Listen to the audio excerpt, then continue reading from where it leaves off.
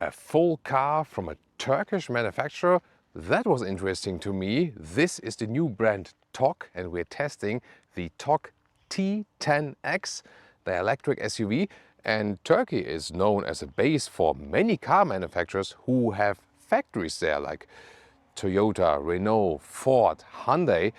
But a real car manufacturer that really builds their own car in Turkey, and that is Togg doing now. So we are eager to see how good they are and if they can succeed here in Germany, because they are starting to attack the German market right now.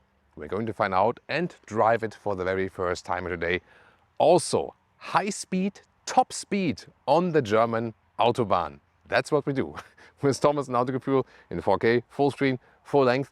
Let's go with the Togg T10X. A little bit complicated to pronounce it basically, and has this vertical structure here in the grille. This is supposed to symbolize tulips actually. So tulips, a very famous symbol also in Turkey, and this is here also then their logo. Black vehicle color for today. Of course, more colors are available. Very strong stance. Maybe a little bit of a Maserati front grille. What do you guys think? Then here in the side profile, it's this segment of a Tesla Model Y, something like that, or BMW iX3, a little bit shorter here, 4 meters 60 or 181 inches. You get either 18 or 19-inch wheels. These are the bigger 19-inch wheels because this is a higher trim vehicle and has this classic SUV upright shape, elegant chrome at the side. You either get this model here as all-wheel drive or rear-wheel drive. We have the rear-wheel drive model today, which is of course a little bit more efficient, 7.8 seconds in the acceleration figure. All-wheel drive with an additional motor in the front would be 4.8 seconds. And you have two battery sizes, and there's 52 kilowatt hour LFP batteries always, by the way, and this one, the one with 88.5 kilowatt hour, and they will only sell the big battery here in Germany. Rear with this typical at the meanwhile, it's kind of like standard in the automotive design here that live zip goes through, but looks elegant. I also like the turning indicator animation right here. We'll also do a concise range test today, what we can score for this 88.5 kilowatt hour battery, the concise real world range. That is to me always more important than just giving the official range figures actually. And charging is here in the front passenger side in the front, 11 or 22 kilowatt AC. They actually make you pick that option here with 22 kilowatt AC. That's good to have that. And 180 kilowatt DC peak. It's not too quick, so 10 to 80% will be more than 30 minutes. So the quick charging is not the main focus. A quite nice trick is, by the way, here when you want to unplug the car, you don't have to go to the infotainment system or so on. You just press this button here, or this one here in, and then it will also unlock automatically. So that's a nice thing. It was also my experience with the vehicle here, especially from the inside. It has some secrets to it, basically. Some secret functions you can activate with some special mechanics of how you control the vehicle on the inside. I'll soon fill you in with that. Let's quickly take a look if we have a frunk or not, or if we have to store the cable in the back. There we go. Let's open that one. Let's see. There we go. No, we don't. But although we don't have a frunk, we have the gas struts. So the mechanics will be happy about that. And there you see the 12-volt starter battery is also placed right here, easily accessible. This is the car key fob, which follows the same design scheme. And here, keyless entry and door closing sound. Solid. Also here the panel gaps and so on.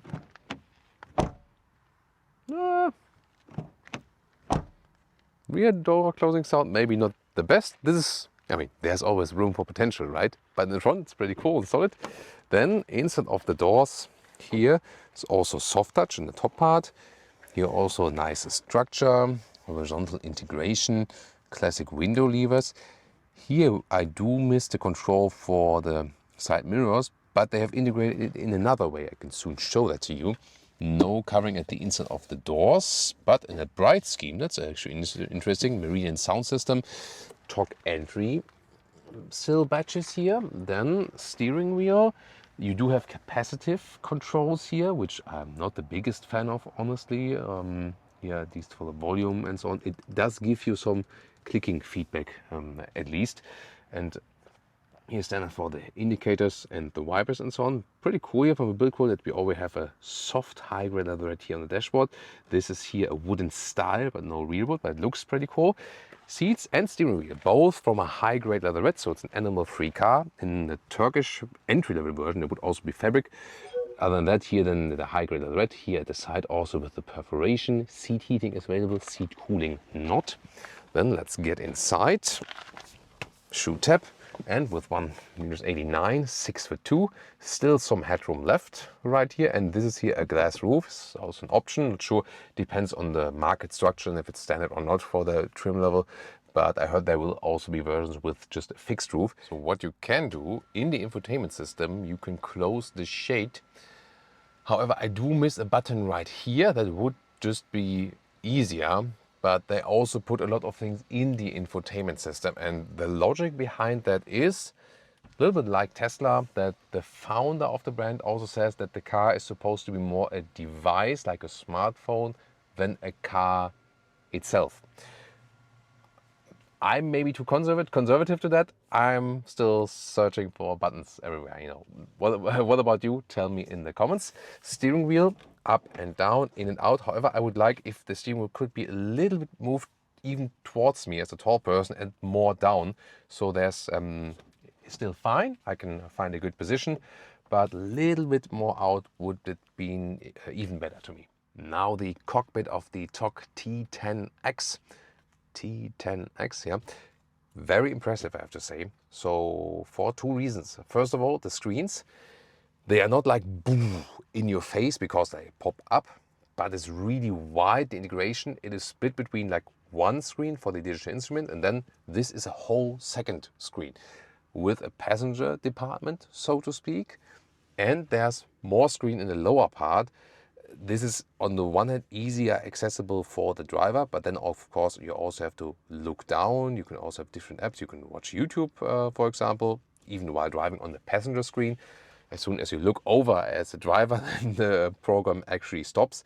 And in the lower part would also be where you access the climate unit. So you can, then here, we know this logic from past Audi models, for example. So yeah, this is where you control the climate, for example. And the build quality, that's the second thing here, is really astonishing, especially because they don't want to sell it at premium prices. Here, really soft, the high-grade leatherette around the dashboard. Great finish here as well, how everything looks and feels. Also soft touch on the top here, Meridian sound system. This is a huge sensor pad here. This, checking if you're still awake. Some manufacturers do it here, some do it in the instruments or here, but in a smaller way. This one a little bit larger, definitely. But indeed, the whole build quality is outstanding, and exactly considering at that price. Also here, for example, where you can rest your hand and, for example, also control the screen and interesting functions. This is here a switch wheel for the drive selection. Park at the side, and then you either do it like this, or you can have it here and do it with thumb. Reverse, drive, reverse, drive. Interesting solution, why not? And I'm not sure if you saw that, here in the front we have two more buttons. And this is either to change the recuperation from one pedal driving to no pedal drive, from one pedal driving to two pedal driving during the driving, or if you press and hold both at the same time, then it switches that you can control the driving modes. You just have to know that, and there are a couple of things like these that you just have to know how they work. For example, also, you have to select here the side mirror control, the adjustment here, then I click it, and then I use this here, where I can also control the infotainment system with, for example, and then I do it like right and left with this big thing, and then I can adjust the side mirror. So it's a funny thing, you just have to know that. Also, for example, that you can put the key fob right in here. There's also like the fitting solution. The cup holders are not adaptive though. This is here an adaptive charging pad. However, it is not cooled, it's not ventilated, it might overheat. Charging with the cable is possible underneath here. Either this like the first step where we hide our microfiber towel, and then here two USB-C charger in there. This is also cooled, but it's not that large, this box here underneath, gotta say that. rather open floor area right here. And there are more fun things to control. For example, you know this EU speed chime law, that as soon as you go 1 kilometer an hour higher than allowed, you know, maybe not by GPS, by tachometer, then it's beep, beep, beep, beep, and most want to deactivate it. And interesting, while driving, press forward and down, then the EU speed chime law is deactivated. Press forward and up to activate it again. And also same for the lane keeping assist. Press backward and down, lane keeping assist is deactivated. Press backward and up, lane keeping assist is activated again. Some of the user interface, like logic, is you have to really learn it. Like the temperature, I think you have to look too much down. That's one thing. And this is here the car internal map, by the way. And you can leave this and then the passenger can do something else. Still, like in a better version, they will also have the route planning for the charging stations and so on. The only thing that they will not have here is Apple CarPlay or Android Auto, because they have the same logic again like Tesla, saying like, we will feature everything in our infotainment system. We will also bring YouTube, WhatsApp and so on in our infotainment system, that you don't need your smartphone. However, surveys show that almost all people, all car buyers meanwhile say, I want to have Apple CarPlay or Android Auto in my car. Rear doors, they open quite wide. Here, however, the rear doors, this is then rather hard pack.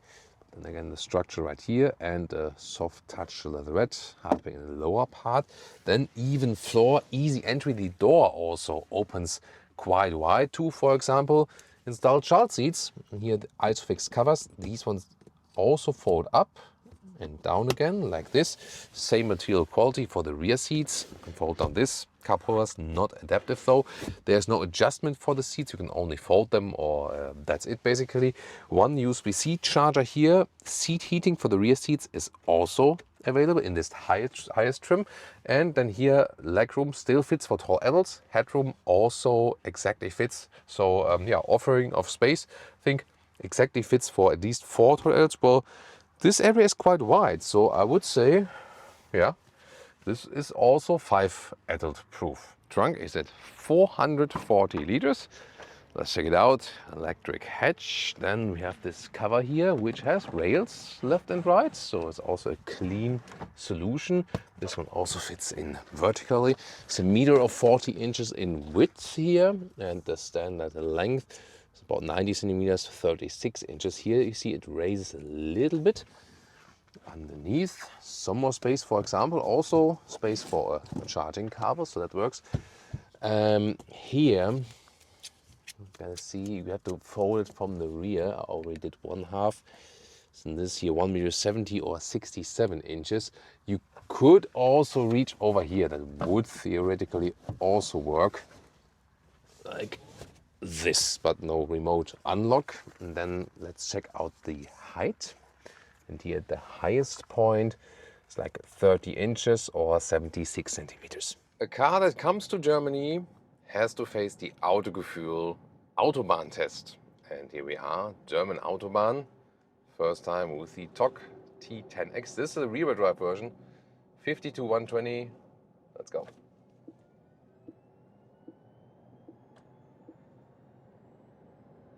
That was like 50 to 110. To cancel it, because I'm not allowed to overtake on the right. Went quite quick. There is also the all-wheel drive version available with 4.8 seconds. This one here at 7.8 seconds from 0 to 100 kilometers an hour. But good acceleration. We also had some, acoustic support by that. And sport mode.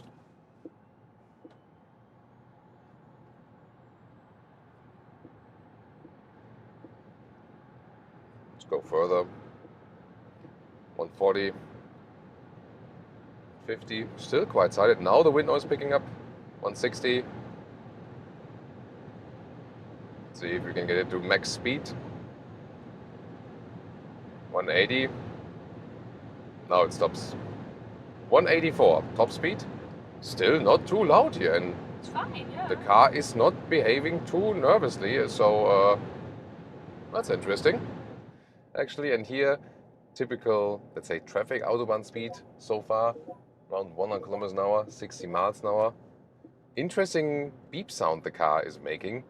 For example, also the turning indicator. Oh, this was the blind spot monitor. Yeah, the turning indicator here, I think on the motorway you can hardly hear that. It was more like... It's like a knock knock. knock knock. Yeah. So, and you also had the blind spot monitor, which is also the basically displayed in my display. It's also a dot in the side mirror, so that's actually good. And here at 120 kilometers an hour, Very silent. it's quite silent. Yeah. There's no dual installation at the windows. I just checked, but still, here's nice and silent at 120 kilometers an hour. So I would say, in that respect, it's autobahn proof. Suspension here is, I felt in the city, soon also though some other driving tests, but in the city I felt when going to the motorway it's actually quite stiff. But here on the motorway so far I don't perceive it as too stiff. Steering is, it's actually really sensitive, so it reacts quite early to what you're doing actually on the steering wheel. Let's do a lane change here at 120 kilometers an hour. Also a little bit quicker than I would usually do. Car stays pretty much upright. Oh, what do we see here? This is a BMW iX3 camo vehicle. You've seen the camouflage car here as well when we were driving it, and soon the final reveal. But here now cruise control with distance keeping and also active lane keeping. So let's see how the car is doing that. Now reducing the speed. Some reactions here from the steering wheel, but at the moment it's about holding the car straight. So far so good. This is something that a lot of new brands are firstly, here, so take over control. I have to, there we go. Some new brands are struggling with that to adapt it to each market. But since, you know, in Turkey it's pretty similar from the roads and so on, I think this for them, you know, less of a problem, for example, for new Chinese brands. So far, assistance systems make a good impression. Also again with these, let's say, double blind spot monitor, side mirror, but also the display then here in the instruments. So together with the comfort of the seat, so Leah also told me that she finds the seat very comfortable. I think it is actually German autobahn proof, I would really say. So that's pretty cool. And also at the end of the review, we do some, you know, like steady cruise control motorway speed now to really check about the concise consumption of the vehicle, that we can also give you a real world estimate of the range. But yeah, I really have to say, German autobahn, and this is, oh, is this a BMW 7 Series police car? That looks very nice. That is... That's cool, yeah. What the... So nice job. Maybe I will switch. I mean, I'm already the head of the autogefühl fake exhaust police, but when I see this, maybe I should join the police squad, or what do you guys think? And some city driving. What's important, first of all, with 19-inch wheels here and the stealth suspension, which is, because it's autobahn suitable, not too soft. But let's see, some bumps here. There is some booming noise, but not too critical. You feel it's not too soft, the suspension, but I think it's still fine. It's not uncomfortable or something.